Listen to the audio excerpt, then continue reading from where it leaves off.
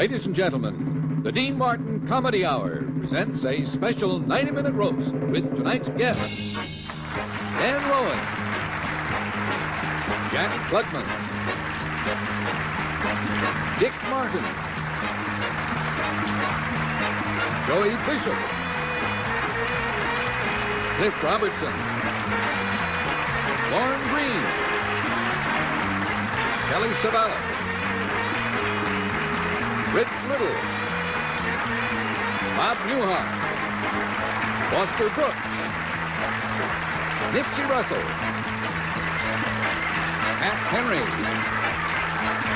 Charlie Callis, Captain Eugene Cernan, Carol Channing, Phyllis Diller, Kirk Douglas, and your roastmaster, Dean Martin.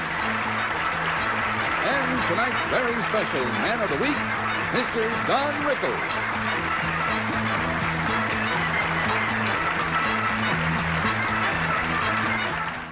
Tonight, we're roasting Don Rickles. Rickles is the man about whom Adolf Hitler once said, "From him I could learn."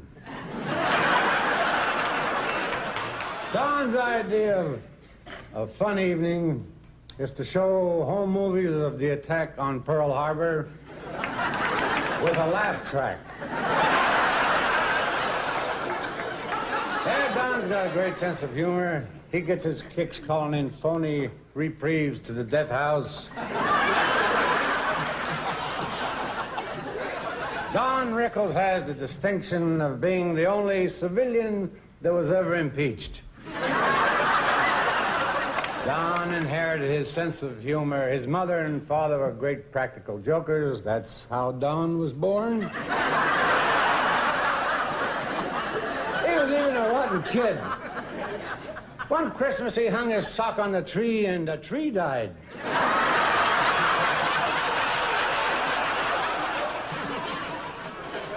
You're burning, but you're laughing, I know. But that's all behind Don now. Today, he's a much bigger success than I am. After all, he's had 4 TV series, and I've only had 1.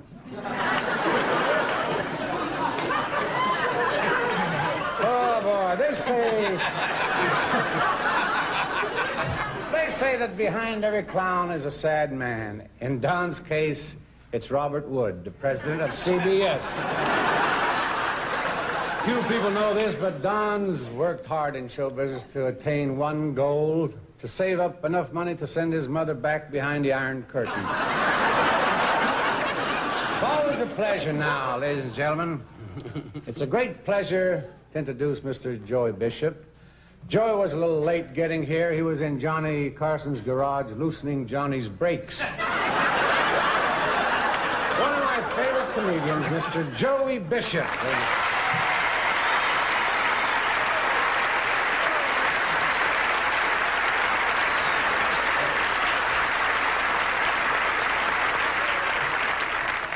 When they asked me to appear on the dais for Don Rickles, I said, I don't know what to say about Don Rickles.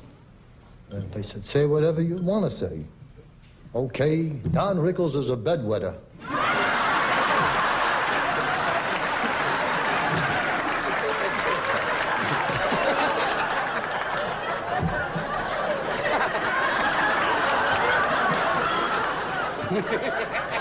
Not only the bed, everywhere.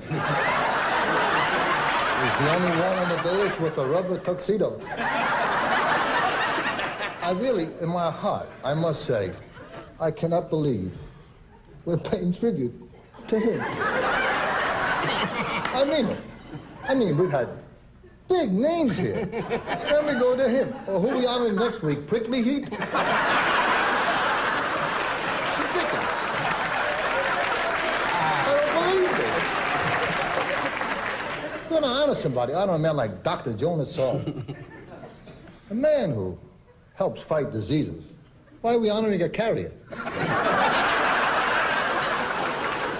And is known for his hostility. And I ask you from the bottom of my heart, what has he to be hostile about? What can a short, paunchy, bold, old, ugly person possibly have to be hostile about?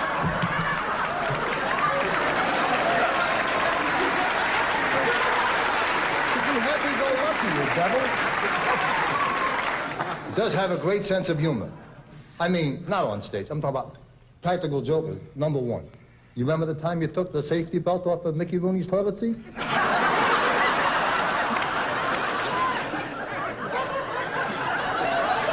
Remember that? Mickey almost drowned? Then I found out, and this was the shocker, because I know you don't gamble in Vegas. You don't go to the track. I found out you're a bingo addict. I called your wife, Barbara. I said, Barbara, what is Don really like? And she said, every night, bingo.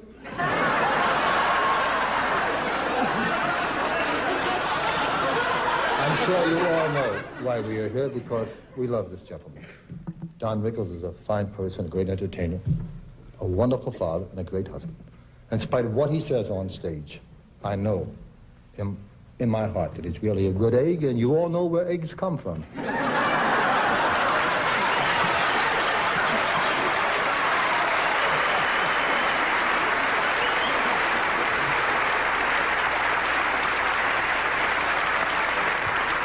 Thank you, Joey. A little while back, Phyllis Diller had a facelift, and it really did wonders for her. Now when she walks down the street, the guys look at her and say, oh, boy, that's because she looks like one. Ladies and gentlemen, a nice lady, a lovely lady, a great comedian, Miss Phyllis Diller.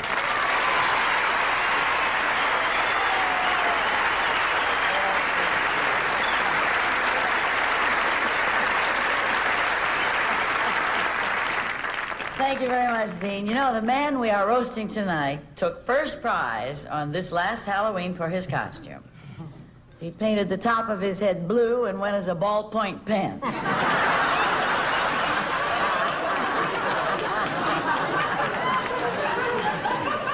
He's sort of unlucky, you know. He lost all his hair and still has dandruff.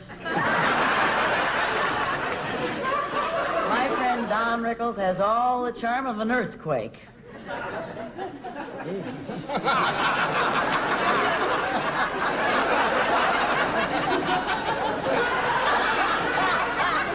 I wrote this junk myself.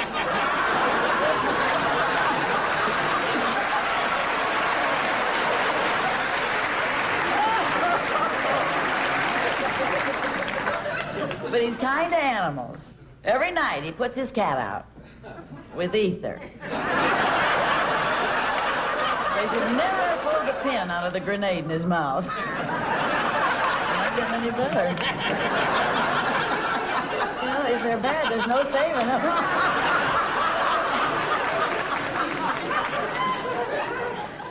Don, baby, you know I'm only kidding with all of this. I wish I could say how I really feel about you.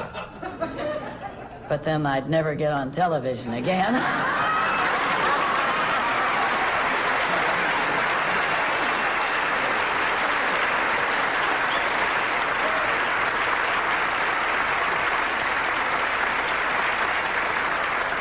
Ladies and gentlemen, the most distinguished actor, the star of Grief, Griffin.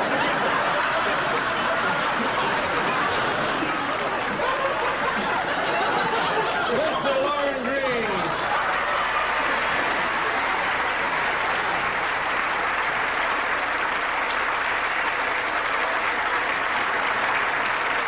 Don is a very big favorite of mine. But then, of course, I've always liked animal acts. I've been listening here to people casting aspersions on Don and about his ability in many areas, but particularly as a comic. And I think that's rather cruel. And as an actor, I object to the discrimination, because Don is a pretty rotten thespian, too. You know what a thespian is, Dean? Oh, sure. I got a turn down from one of them the other night.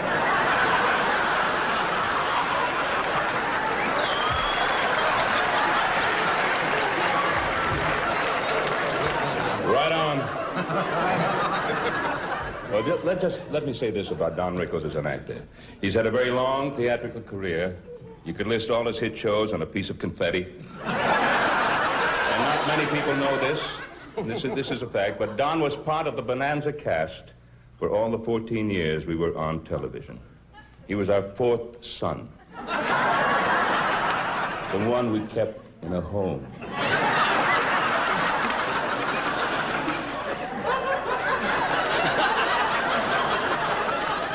But Don is now blessed with a very beautiful wife, Barbara, 2 marvelous children, and a mother who has moved to Florida, changed her name, and sends Don money every week to stay away.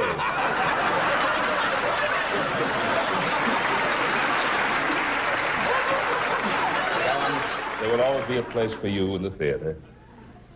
A place where you can do the thing which you are greatest at doing. And it's right up the aisle, second to the left.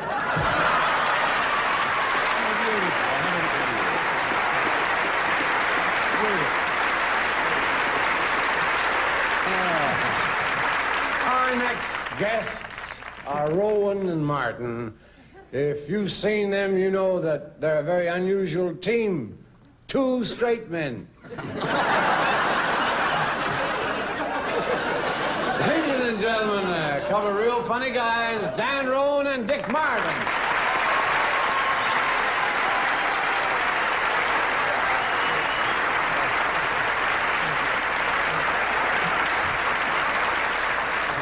You're on Martin's spot. Well, Okay. this is it. We have not come to praise Don Rickles, nor have we come to bury him. No. He has managed to do that pretty well over the years himself.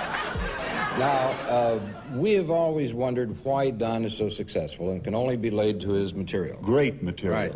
So we have collected some of the greatest of Don Rickles' material, and every word you're going to hear is from Don Rickles' own mouth. These Verbatim. are direct quotes. Right. What did you say? Verbatim. Very good. Thank you.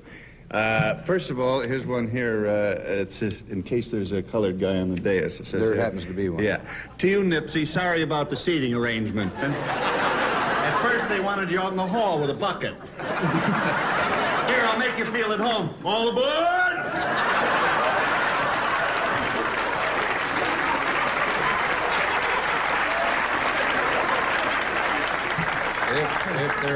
If there's a Mexican on it, is there a Mexican in the audience? Must be.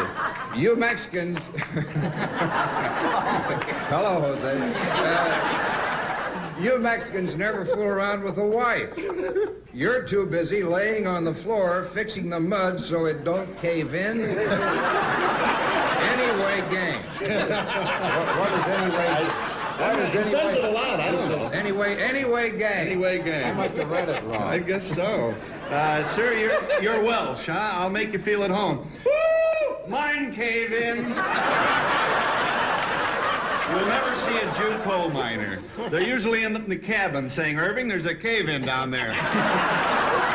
But anyway, gang. Anyway, gang. I spent a very thrilling evening with... These are come back to haunt you, don't they?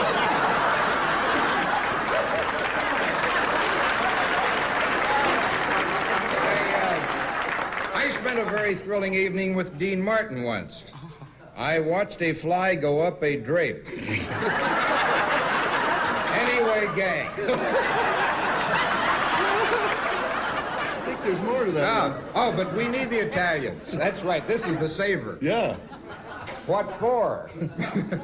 Oh, yeah, your pizza's ready, lady. I quote the words of the great Indian, Geronimo, as he jumped on his horse. Ooh! Anyway, gang.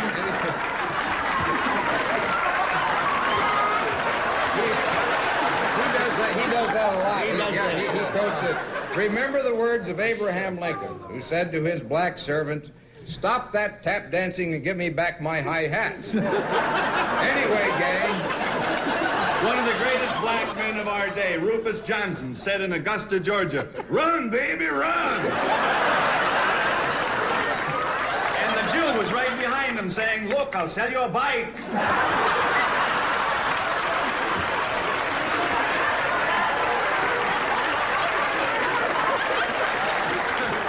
only fair to tell you he's the one that divided these up. Look I quote the words of a great General Robert E. Lee, who said at Gettysburg, "I think we blew it." You there, fella, how long you been married?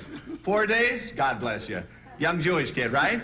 If her father-in-law dies, what kind of work are you out of? I know that you gave me these, but you should have taken this one because I don't understand. What is this? That's the biggie. What do you mean? Oh, the that's biggie? that's his. That's the one that does it. What is this? This is his exit. This is the funniest. This is how he closes the act. Yeah. In show business, you close with a That's big one. right. I'll do my best for Go you. ahead. Show business is my life. My humor, ladies and gentlemen, is directed in a way to laugh at ourselves. It's beautiful. If you accept it in that spirit, I am deeply grateful. If not, where's the hell's the punchline? Right here. Oh, we're getting to it. Yeah. If not, I wish you what you deserve, a glass of hot milk and a trip to Tijuana. That's it. That's the finish. Here's Don. That's it.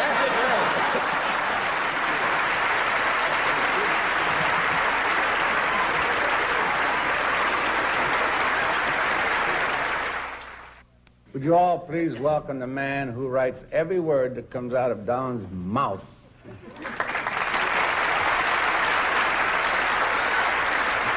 Thank you, Dino, baby. It is a real kick in the tuchus to be here tonight, honoring my buddy boys, that real sweetheart of a guy, Donald Rickles.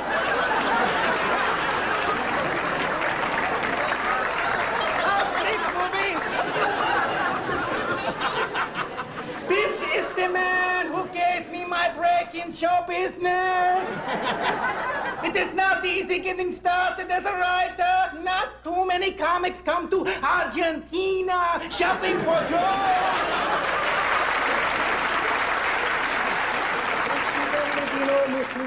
Regards. It has been an honor and a pleasure to be associated with you. You are a real pussycat. I had hoped to perform in New York, in Hollywood, in Miami Beach, in Paris, in London, in Vegas. You are the only man I know who has bombed more places than I have.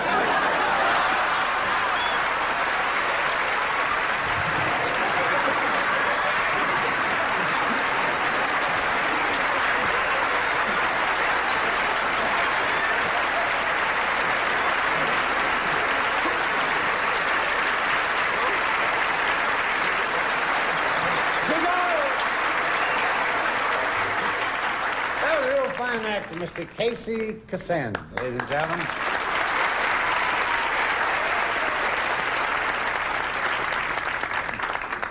When it comes to comedy, Bobby Newhart knows where it's at. Why he don't go get it, I don't know. Ladies and gentlemen, the funniest psychiatrist I know, Mr. Bob Newhart.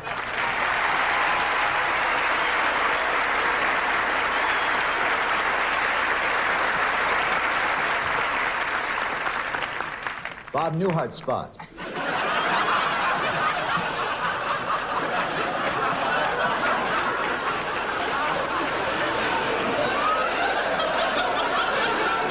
Don is my best friend, which just gives you some idea of the difficulty I have in making friends. As some of you may have already known, Don's hotel room was recently robbed. The only thing that was taken was the music to Don's act. So far, the Chicago police have picked up 33,000 people who might have had a possible motive.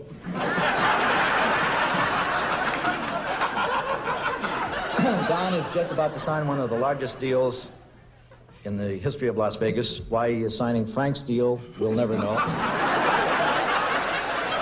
But Don has not done that well in television.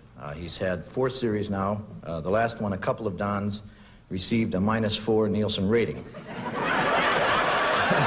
This means not only was no one watching, but several people without TV sets had heard about the show and said if they got one, they wouldn't watch it.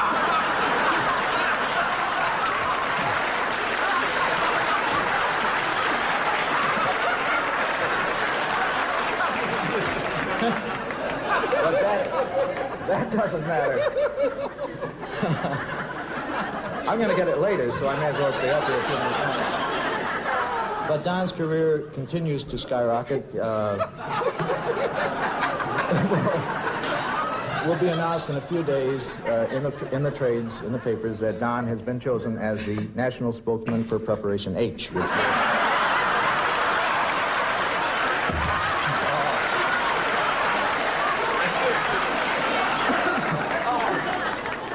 we're all quite excited about. Many unkind things have been said about Don.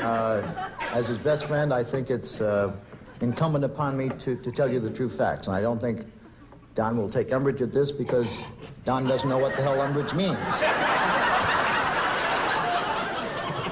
It's been said that Don never helps other performers. I remember when I was starting out, Don pulled me aside and gave me some advice. We have a saying in our business, be nice to people on the way up because you meet the same people on the way down. Don told me, you run into entirely different people, and the hell with them.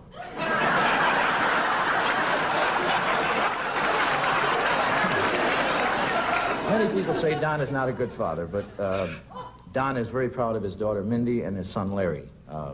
I know this, I was in his house at the time. Larry came in, Larry wanted a turtle, and Don rushed out, because anything Larry wants, he immediately rushes to get, as soon as the football game is over. And he brought him back a turtle, and Larry gave it to him the next day and said, the turtle has blisters on his feet. And Don took it back to the pet shop. And the owner said, that's impossible. The turtles don't get blisters on their feet, and gave him some salve. And Don helped Larry put the salve on the turtle's feet. And the next day, Don brought back the turtle. It again had blisters. This went on for 5 days. Finally gave him a new turtle. Don took it back to Larry and gave it to him. And just as he was leaving, he turned around. Something told him to turn around, and there was Larry going, rum, rum, rum.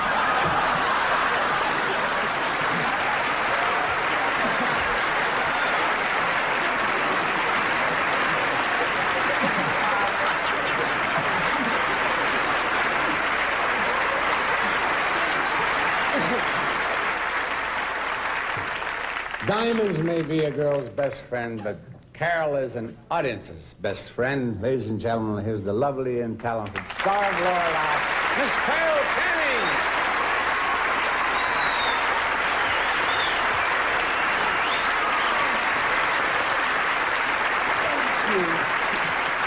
Thank you. You know, I cannot understand why everyone here tonight keeps picking on poor dear sweet Don. He's really a very good-hearted man.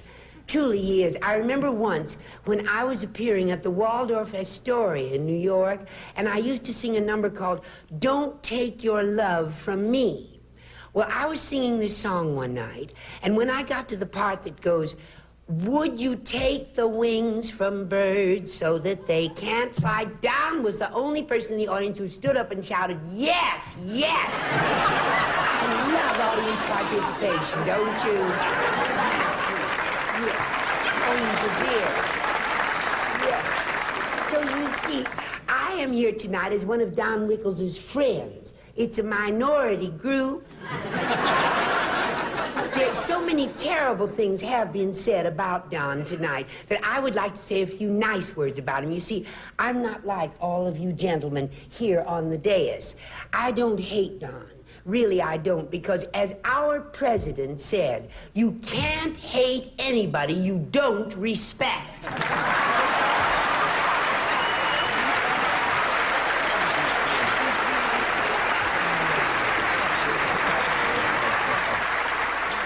Now I'd like to introduce Nipsey Russell.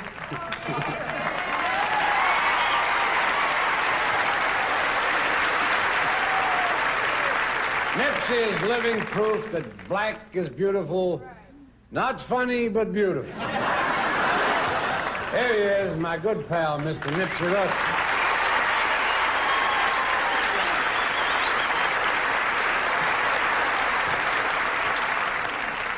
They found an orangutan suffering with a hernia, fed him poison from a rattlesnake bite, gave him the soothing voice of a wild hyena, and he is man of the week tonight.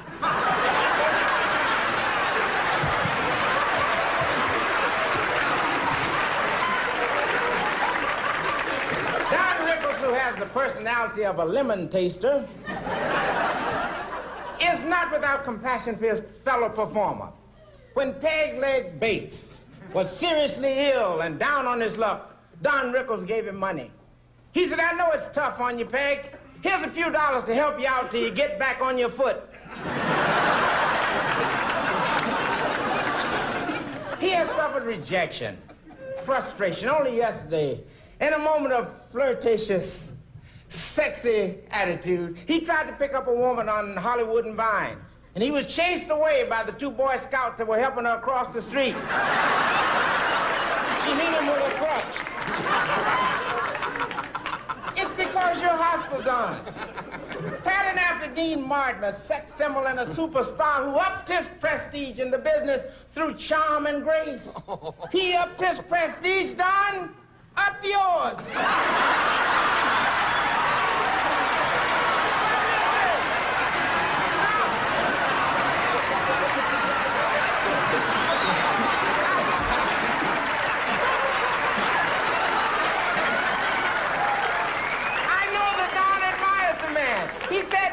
He said, Dean, in my act, I do a song called I'm a Nice Guy. He said, but my musical performance is a little awkward. What should I do with my hands while I'm singing? Dean said, put them over your mouth.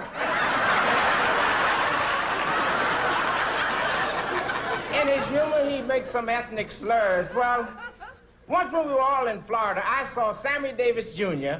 water skiing through the Everglades, enjoying himself immensely. At the wheel of that boat in the broiling hot sun, pulling Sammy Davis on the water skis, was Don Rickles. I had to shout my commendation. I said, Don, you're beautiful, working so hard to entertain your little friend. I said, you're personifying brotherhood. He said, I'm baiting alligators.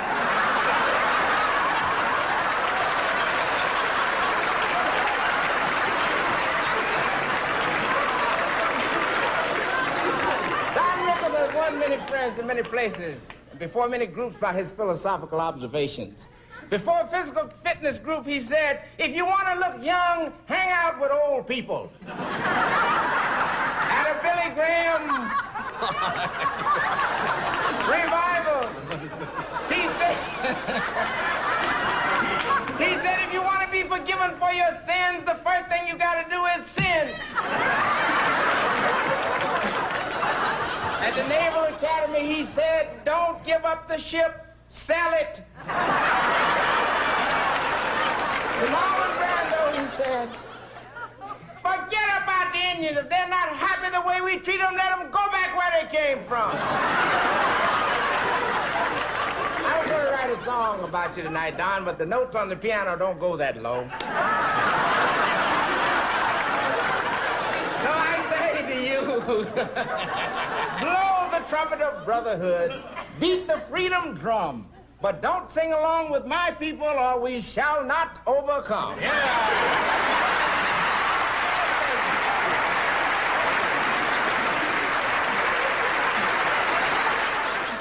Mr. Cliff Robertson is a fine actor who won an Oscar for his portrayal of an imbecile in the movie Charlie.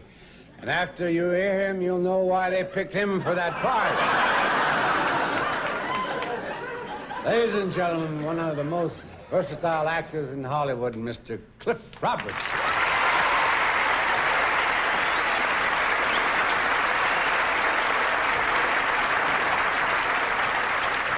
Thank you, Dean. I'm very happy to be here tonight because I happen to know something about Don Rickles that might interest you. For the past 20 years, Don has been leading a double life. By night, he's one of America's foremost comedians, the king of the insult, the pasha of the put-down. But by day, he has a different profession. By day, Don Rickles is a priest.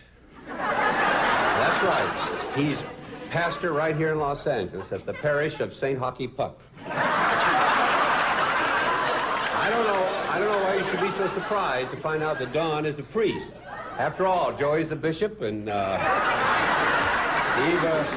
Marie's a saint, and I'm in a hell of a lot of trouble right now. Father Don has totally devoted his life to good works. Every penny he earns as a comedian, he donates to the Don Rickles Home for the Incurably Obnoxious.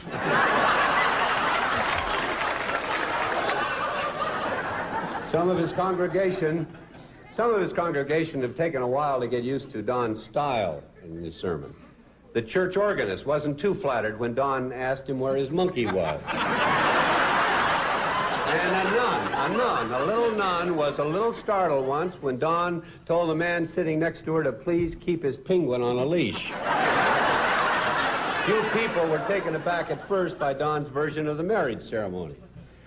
Do you, dum-dum, take this fish face to be your lawfully wedded yo-yo? But Don has been very successful as a priest. The members of his parish are very careful not to commit any sins whatsoever. That's because for a penance, Don makes them watch reruns of his old TV series.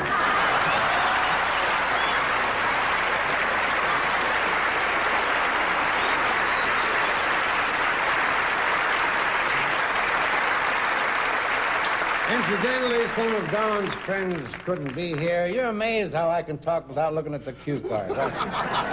But they sent you some wires, and I'm going to read some. Okay. I am. Oh, God. I never saw you this close up, you know. Oh, horrible. And there's one from Herb Schlosser, the president of NBC. Dear Don, you had a series on ABC Friday night at 10 o'clock. It was canceled. Then you had a series on CBS Friday night at 10:30, and that was canceled. Do me a favor, Don. Get off Dean's show fast.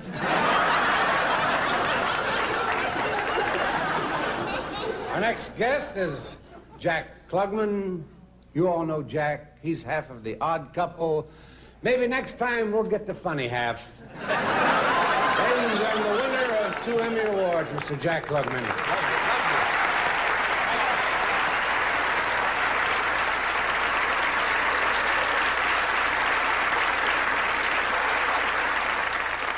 Don has appeared with a lot of great stars, as we know. He's Clark Gable and Tony Curtis, Debbie Reynolds, Clint Eastwood. He has appeared with them all.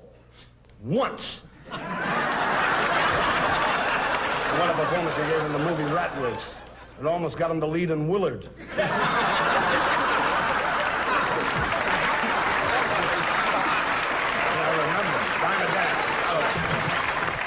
Then he made a very important film, Bikini Beach. Remember that? He played a sand dab in Heat. Then, in quick succession, he was really hot. He made The Man with the X-Ray Eyes and Enter Laughing and Kelly's Heroes. Those pictures they really make it easy to sum up his movie career in one word. Over. And you remember, again, he's faking. Don't fake the laughter. But he's going to make a sensational comeback because next week, Don starts his own life story. He's going to film Deep Mouth.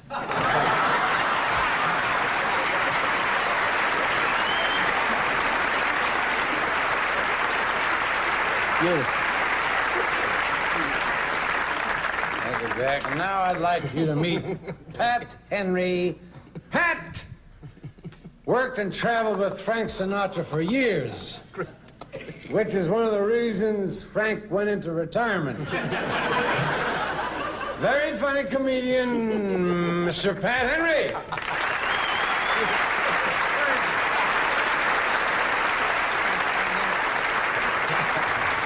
Thank you, Dave. As you know, ladies and gentlemen, there's something about Don Rickles very few people know. First of all, Don was born an only twin. And to look at Don, you know he wasn't a very pretty baby. In fact, at birth, when the doctor held him up, he slapped him right in the face.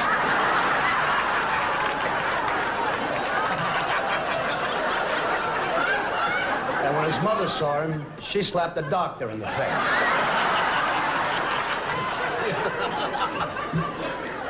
As you know, Don was a bottle-fed baby. Even his mother didn't trust him up close. To get on the good side of all the kids at school, Don would tell him he had ESP. Unfortunately, he was trying to spell car.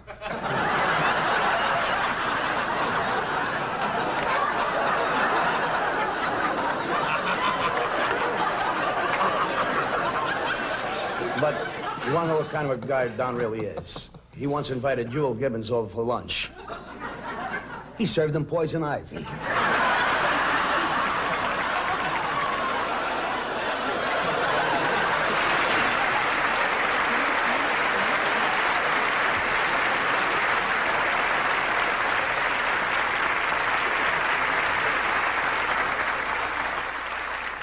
One of Don's closest friends couldn't be with us tonight because he's up in Canada filming on location, but he insisted on being a part of tonight's roast. So, ladies and gentlemen, direct from Montreal, here's one of Hollywood's foremost actors, Mr. Kirk Douglas. Thank you, Dean. I'm sorry to be up here in Montreal when you're roasting Rickles down there. That's always been my favorite dish, roast weasel. Maybe I shouldn't have said that. After all, weasels have feelings, too. But actually, I owe a great deal to my good friend Don. You see, when an actor prepares for a character, he gets ideas from observing real people all around him. And Don Rickles has always been a real character. Now, in many pictures, I patterned my characterizations after him. For example, I'm doing a picture up here in Montreal right now that's based a little bit on Don. It's called Mousy. Now, if it was really based on Don completely, it would have been called The Rat. I remember that in Spartacus, I played a gladiator who fought more than 300 men to death. That was based on Don. He can't get along with anybody either. Yeah, Don gave me the inspiration for the dual role of Dr. Jekyll and Mr. Hyde. You know anybody more two-faced than Don? He also gave me my characterization for the trumpet player in Young Man with a Horn, because he's another blowhard with a lot of lip. Now, in The Bad and the Beautiful, though, it was 50-50. I used myself for the beautiful and him for the bad. But in Champion, my prize fighter like Don didn't know when to quit. And finally, in my last picture, Scalawag, I played a peg-leg pirate who, like Don, doesn't have a leg to stand on, but he sure knows how to steal the money and run. Good luck, Don. Our next guest is the great impressionist, Mr. Rich Little. Yes, sir, Rich can be anybody he wants to be. Why he chose to be Rich Little, I'll never know. When you're in the business as long as me, you'll know how to read them lines, baby. A really great talent, Mr. Rich Little.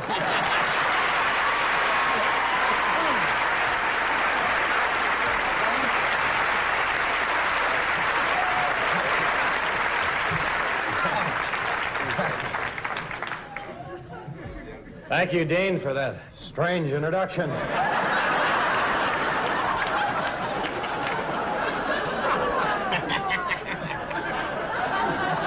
Don, I'm a nice guy.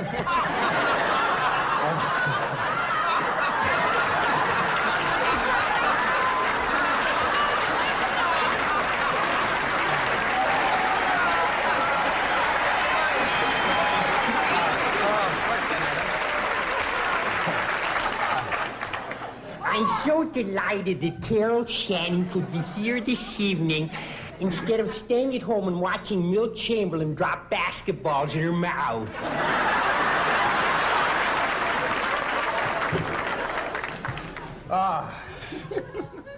hey, it really is an honor to be here tonight to pay tribute to this truly outstanding human being, Don Rickles.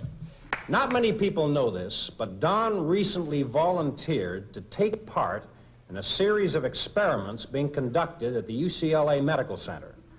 See, they're trying out new drugs on Don to see if they're safe for rats. See, I did that as myself. But, I gotta laugh. The hell with the impressions. That's what you've been saying for years, right? Why don't you go home and take a warm bath? Why don't you rub a duck drum?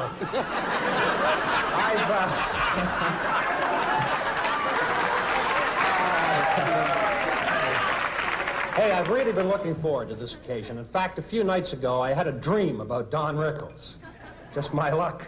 Actually, it was more a nightmare.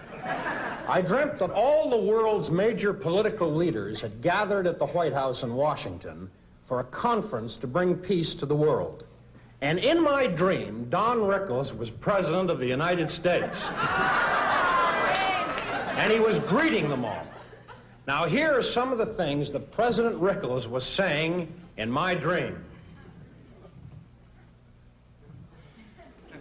King Faisal of Saudi Arabia, so glad you could come. Hope you find a parking place for your camel. Anyway, then, may I say something, Your Highness? And I say this from the bottom of my heart. You gotta be the ugliest king I've ever seen in my life. Yeah.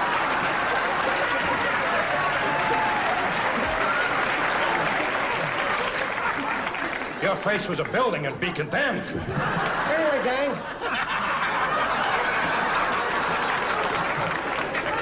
Hot seat time. Oh, I love you.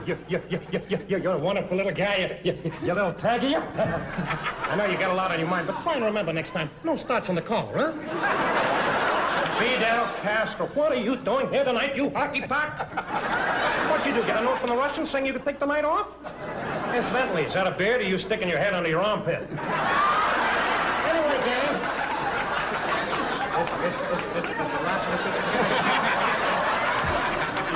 Is he coming towards me? Huh? If you see teeth, it's not an ivory hunt. Anyway, gang. Isn't this fun, huh, Don? Huh? Isn't this fun staying up late and everything, huh? Isn't this great, this better than sitting around the house discussing your next series? Anyway, gang. Hey, look who's here, all the way from the Soviet Union. Mr. and Mrs. Brezhnev. Don't tell me. Let me guess which one is which. Huh? Hey, Premier Tanaka of Japan. I saw. What are you looking so scared for, you hockey puck? John Wayne's not here tonight.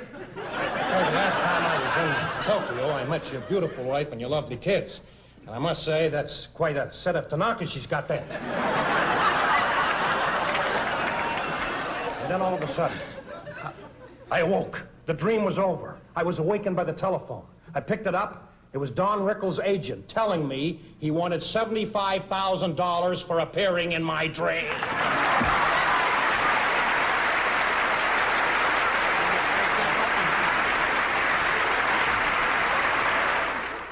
You know, because of Don's biting style of humor, some people have the idea that he has a cruel streak. Don't you believe it? And so, knowing what a fine person Don Rickles really is, it hurts me when I hear stories about him that I know to be false. And I would like to take this opportunity to deny some of these nasty rumors. In the first place, it's not true that when Don was a little boy, he used to hide his grandmother's bedpan in the freezer. Simply untrue. Nor is it true that he staples worms to the ground so that birds trying to pull them out will get hernias. It's not true that Don once said to Pope Paul, "Tell me, Your Holiness, how come a guy as successful as you never married?" And it is absolutely untrue that in Don's home there is a roll of sandpaper in the guest bathroom. All these stories are completely false. Don Rickles is the kindest, sweetest, nicest person you will ever meet. And I am the Queen of Romania. Well, our next speaker is one of Hollywood's outstanding actors, Telly Savalas. a man whose talent outshines his head. Ladies and gentlemen, the star of Kojak, Mr. Telly Savalas.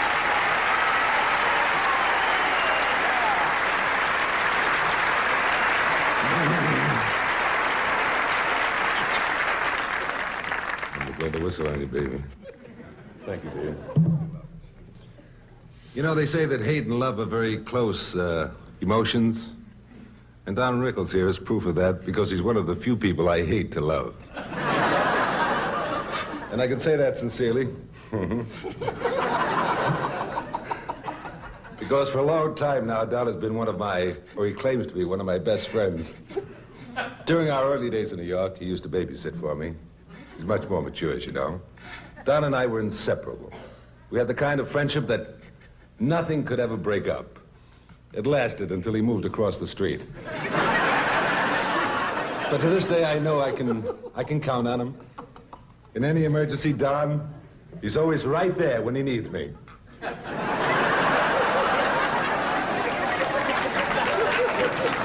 you know, I played a very big part in Don's life.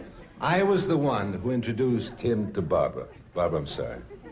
Barbara's his wife, so I get the pick of the litter.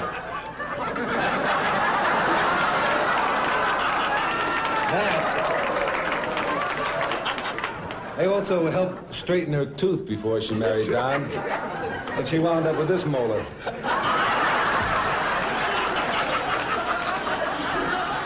You know, Don and I made a picture together in Yugoslavia. It's called Kelly's Heroes. Yugoslavia, oh, Don, you never forget. One of the few places in the world where you can still enjoy yourself without having a good time.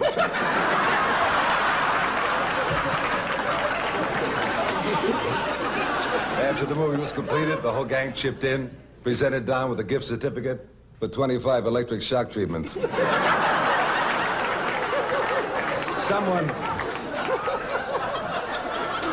Someone wants to find an actor as a person who tries to be everything but himself. In Don Rickles' case, believe me, anything else but himself would be an improvement.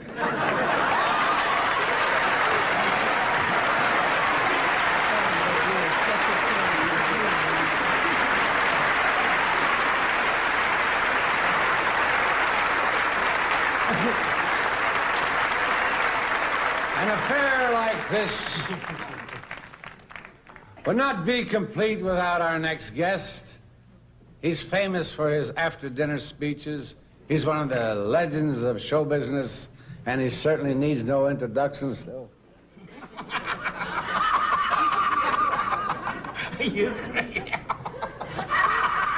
But here he is, a wonderful man.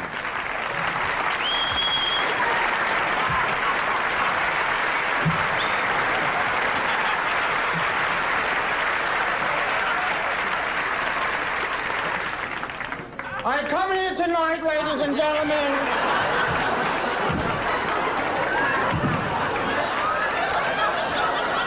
on this sad and solemn occasion to salute our dearly departed friend, Don Rickles.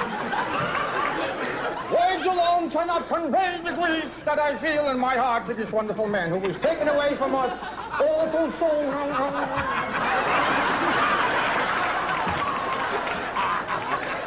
By the hand of our Heavenly Father.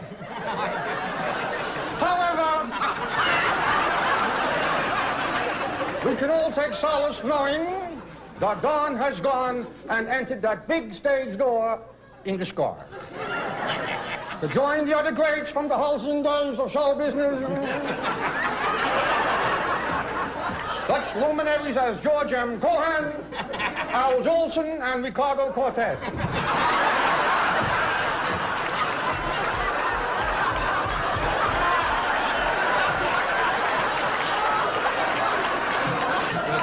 Ladies and gentlemen, Don Rickles shall not pass this way again, and for that we can all be grateful.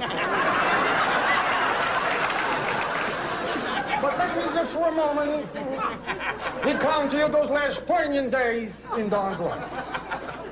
Before the final curtain rang down for eternity,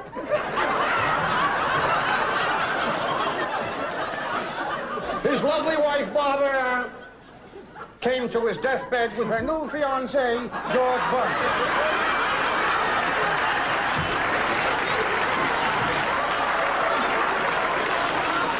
Surface of hatred and cruelty was a layer of warmth and love. And under that layer, ladies and gentlemen, was another layer of even more hatred and cruelty. There's much more I can say, but I have to leave. I'm doing a Morris Griffin. And now it is the request of the family that we all get into our limousines and drive out to Don's final resting place, the Forest Lawn Animal Cemetery. Donald,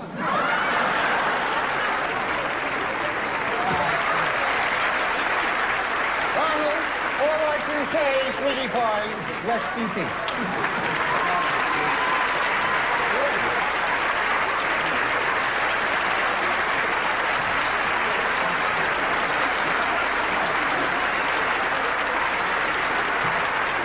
Mr. Charlie Callis, ladies and gentlemen.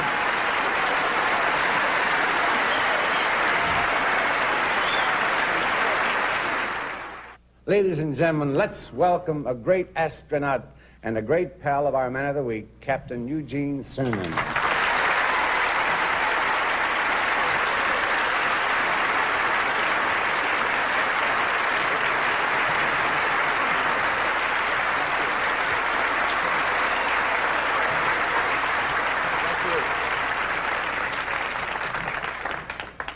Thank you very much, Dean. I very sincerely want to say I'm very proud to be called a friend of Don's, and it's certainly a privilege to share with you this evening this honor. I guess you'd call it an honor that you're bestowing upon Don, because from what I've heard, you deserve it all. The real reason I'm here this evening is that I've been credited with what many call a remarkable accomplishment. I'm one of a handful of men who have achieved the near impossible. Yes, ladies and gentlemen, I, Gene Cernan, have actually spent 10 whole minutes with Don Rickles without belling him in the mouth. I've known Don for quite a few years. As a matter of fact, that may be one of the main reasons that I chose to go to the moon. Hopefully to get a little peace and quiet for a change. And wouldn't you know it, while we're out there 250,000 miles away from home on our way to the moon, someone decided to pipe up your act, Don, up into the spacecraft. I later found out that our mission was a little bit more than just a lunar landing, but it was somewhat of an endurance test. They were actually checking our threshold of pain. But you know, very sincerely, Don, you would have made a great astronaut, and I really do mean that. If we decided to send Don Rickles to the moon, I know we'd all save a lot of money, because I'm sure the vote in America would be for a one-way trip. God bless you.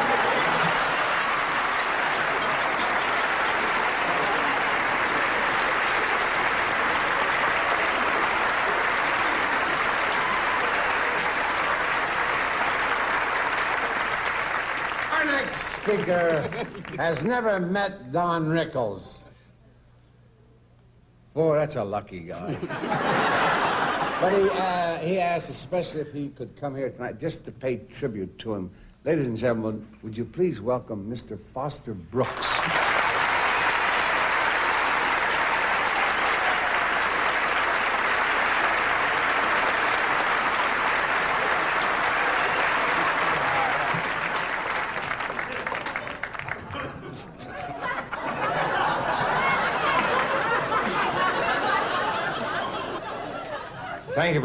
Thank you very much. As the Puerto Rican gentleman just told you,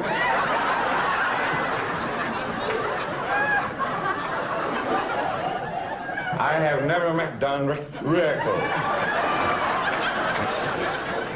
In fact, he's probably wondering what I'm doing here. He has never even never even seen. He has never seen me before.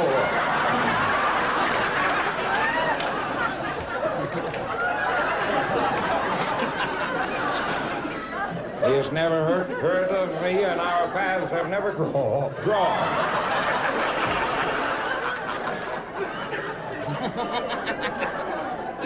However, Mr. Rickles, you and I do have an indirect relationship. You see, I'm fooling around with your wife.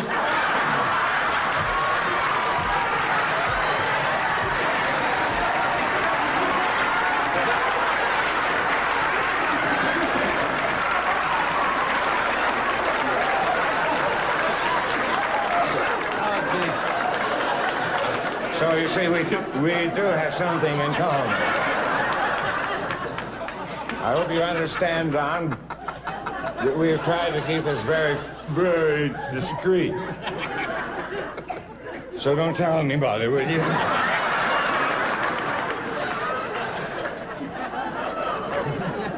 My wife would be furious if she found out about it. Don, I really must compliment you on your spouse, Mrs. Pickles.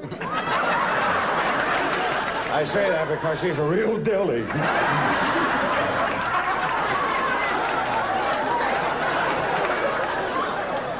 And I must also admit you have a very lovely home. Incidentally, you're out of scotch.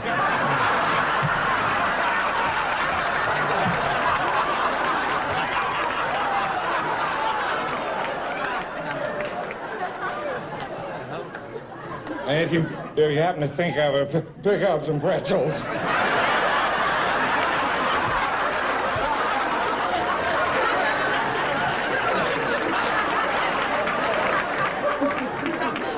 Do you know, Don, what your wife and I love to do most? Watching you while you're on TV. When you're on, we just laugh and chuckle and giggle, and sometimes we even turn the sound on.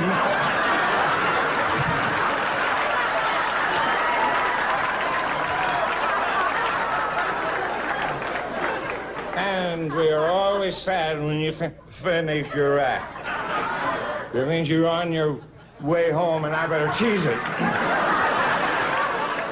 Which reminds me, you're out of Velveeta, too.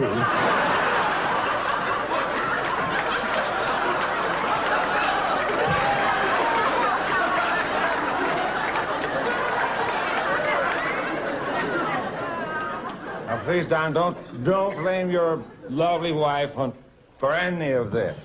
Our getting together was all my doing. It's all my fault. I happen to be the one who answered her ad in the Hollywood Free Press.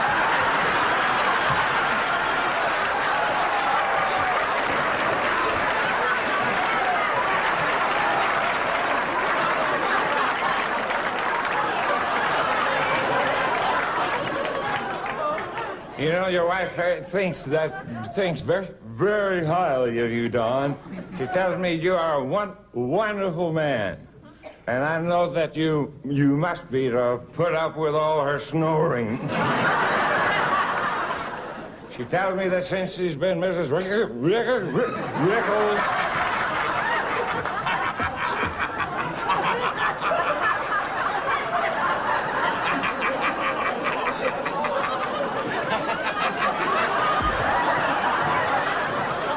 she says every day with you is Thanksgiving.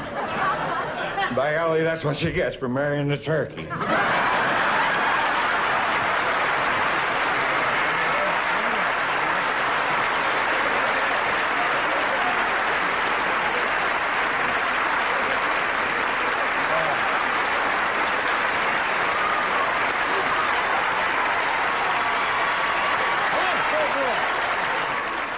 Now, ladies and gentlemen, it's time for revenge. Here's our man of the week, the merchant of venom, Mr. Don Rickles.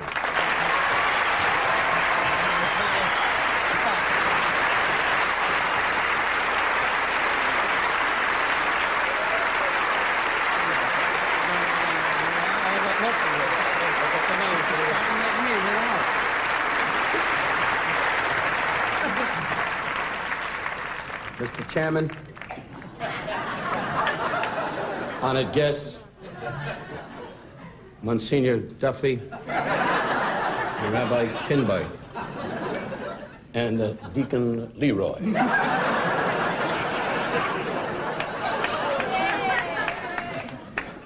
Some jerks in the back know Deacon Leroy.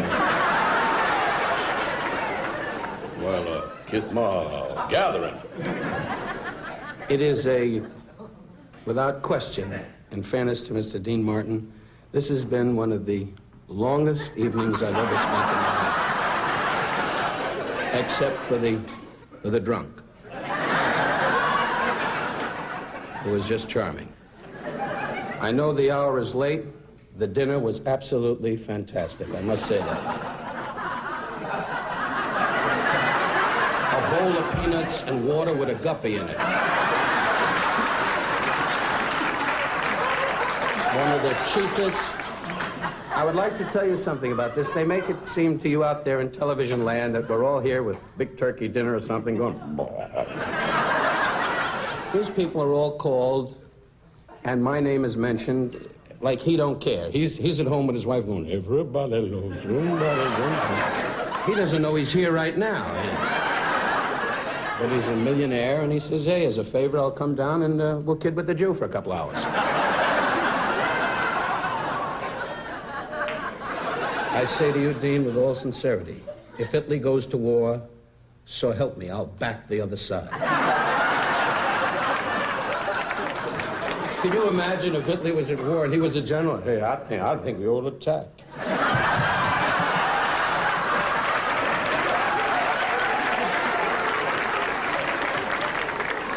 But I'd like to clear up a matter right off the bat and tell you from the top.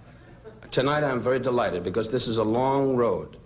I had my first big break on the Dean Martin show through Dean and Greg Garrison, his producer, when they put me on a show for the first time with every celebrity in Hollywood.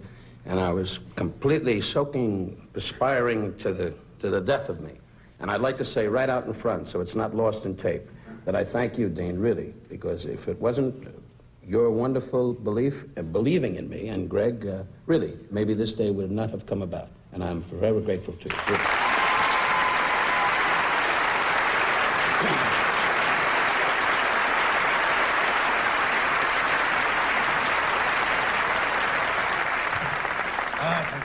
I've been, Dean said he'll drink to that. God bless you, Dean.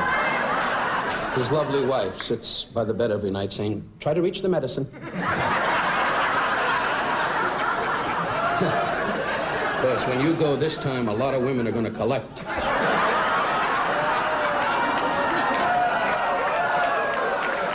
No, he's got a lovely wife. His lovely wife, what's her name? Tasha? Catherine, she's a lovely girl. You'll find her in the lobby later going, would you buy me a sweater? Poverty-stricken broad. It's embarrassing, really. I'd like to say, going down the line, first of all, Nipsey Russell, a dear friend. Many, many times you've asked to hang out with me, but I felt it embarrassing. I, being a Jew, I don't need no watermelon truck around me, I'll tell you that right now. And don't put that over your head. A couple of guys from Georgia will come up here. But I love you, Nipsey. Black or white, it doesn't matter to me.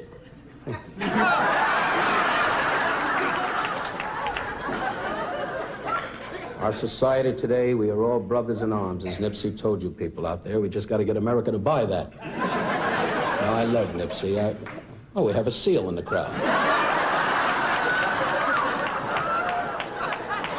I'd like to say to Telly Savalas, from the bottom of my heart, really, Telly, I kid you, I've never liked you as an actor. And Telly's the kind of guy with no money that keeps saying to the Russian girls, you want to fool around.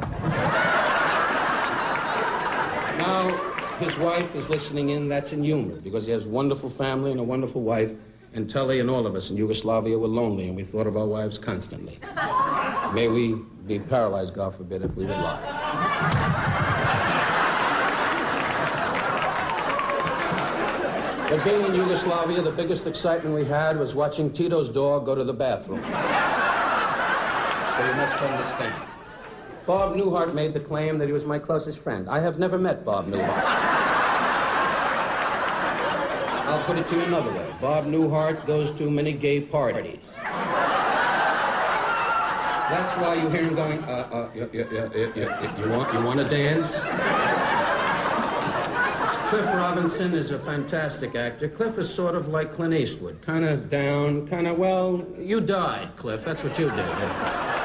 Cliff is the type of guy, you're in a raft and you're alone and you're a survivor, and Cliff Robinson is the guy with you, and you want the shark to bite you on the tushy so you have a little excitement. But you're a fantastic actor, Cliff. You've told me that many, many times. And I wish you and your career a lot of luck, really. You're marvelous. And thank you for coming. We've been so close. I met the guy once buying a paper. But thanks, Cliff, for coming by. I know how busy you are with your busy schedule, standing by the studio gate at Warner Brothers saying to the cop at the gate, won't anybody see me? But good luck to you. Rowan and Martin, you were completely bad. But I say this to Dick and Dan, one of the great teams. They hang out together. When Dan went on his raft around the world, Dick was saying, I hope the wind shifts. But they're a great team. They've had great success. They're going to be on NBC again this year. Look at us, they both went, are we? I don't know. I hope not. But I love you both, and you're marvelous men.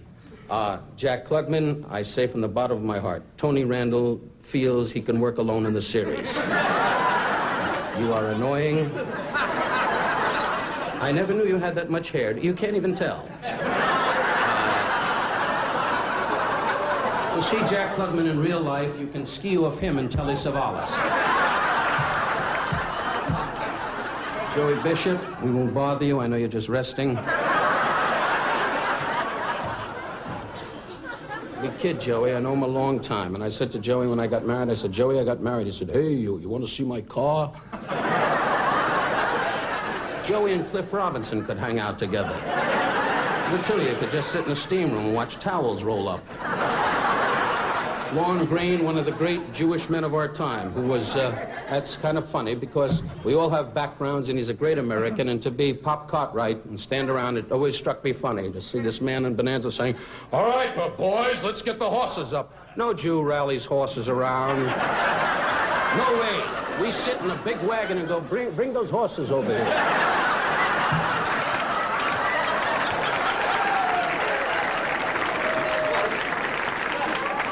Rich Little, someday you gotta do you, and maybe your wife will leave you. You're a magnificent man. Foster Brooks, I cannot say your talent goes without speaking. You are a marvelous man, really.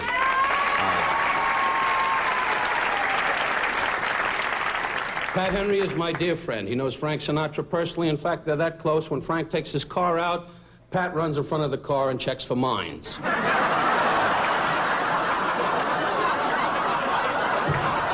You don't find guys with that kind of loyalty anymore.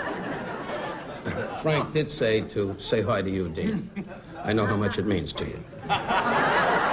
Dean's the kind of guy you can say, God forbid, Frank Sinatra was hit by a bus. Well, I'm going to take my 9-iron and live right up on the green. And then Frank's going to hear your attitude, and you're going to wind up on a hook in a garage in Chicago.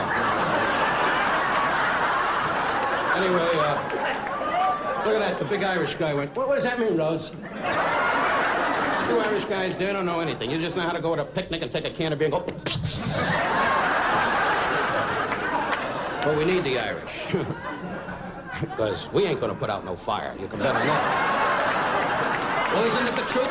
Get in there, Captain Duffy! Get in there, Quinn! Get that fire out! And the Jewish guys are usually outside. More wood, Herbie, more wood. And the black man's on the corner going, I bet we get blamed for this, too.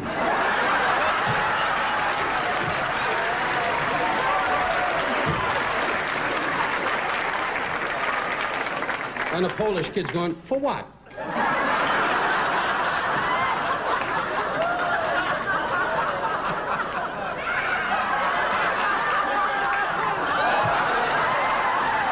I'm a nice guy.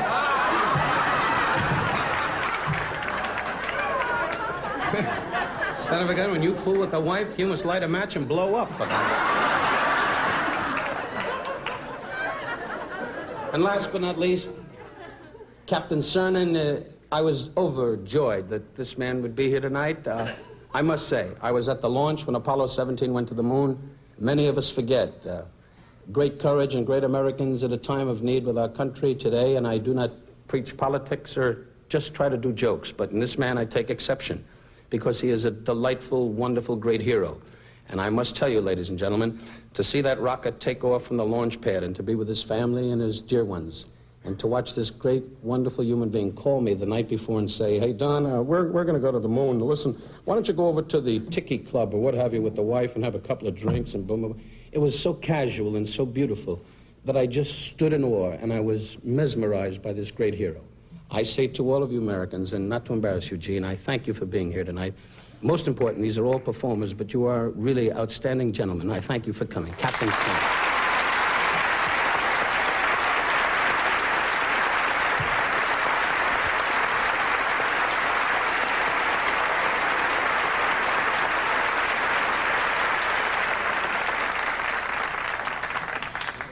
I want to... Dean just said, I'll go to the moon tonight.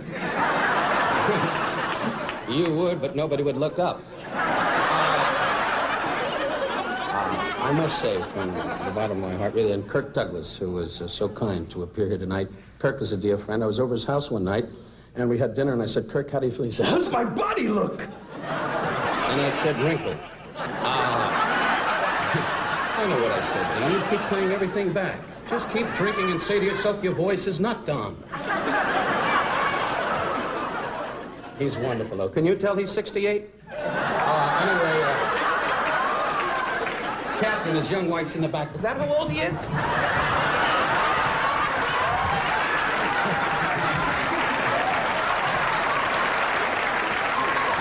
And you remember the joke? Tomorrow he dies. Anyway, I must say, on behalf of my dear wife that Foster Brooks made some comments about, she is a lovely lady. When we were married, I will never forget, on the wedding night, she looked at me and went, this is exciting.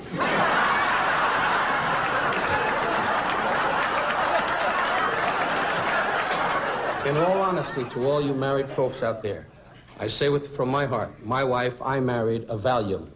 A Valium. The guy in the back, the Puerto Rican kid went, what the Valium?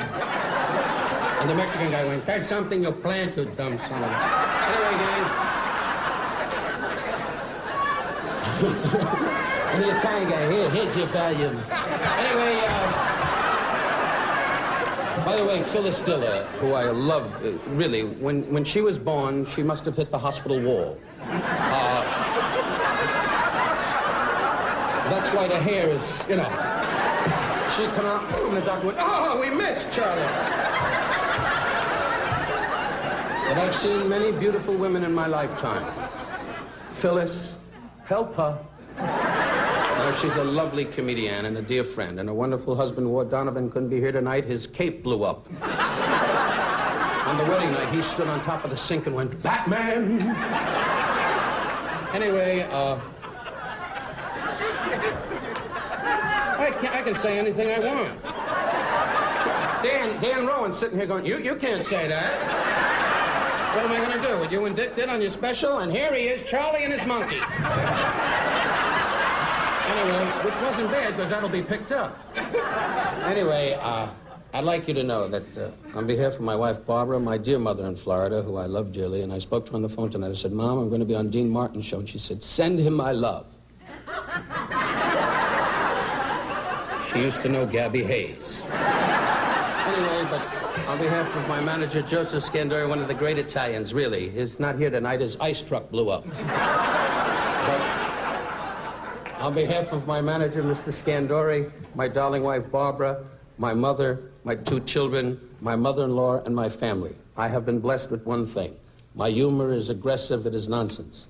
The Newharts are dear friends, the Rowan and Martins, everybody on this dais tonight has made me feel a little bit important.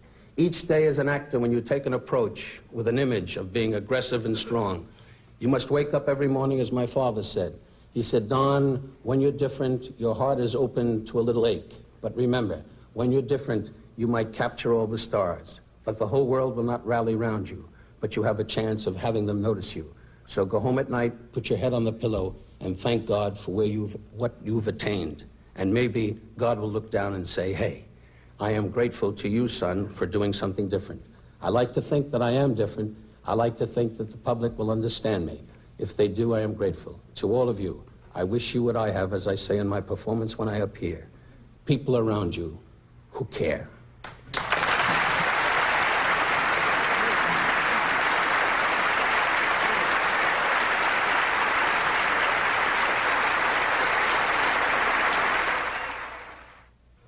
That's our show for tonight. I'd like to thank our guests, and a very special thanks to our Man of the Week, Don Rickles, a man who's free of all prejudices. He hates everybody equally. Good night, everybody. I'm on my way home, Catherine. Warm up the hot chocolate.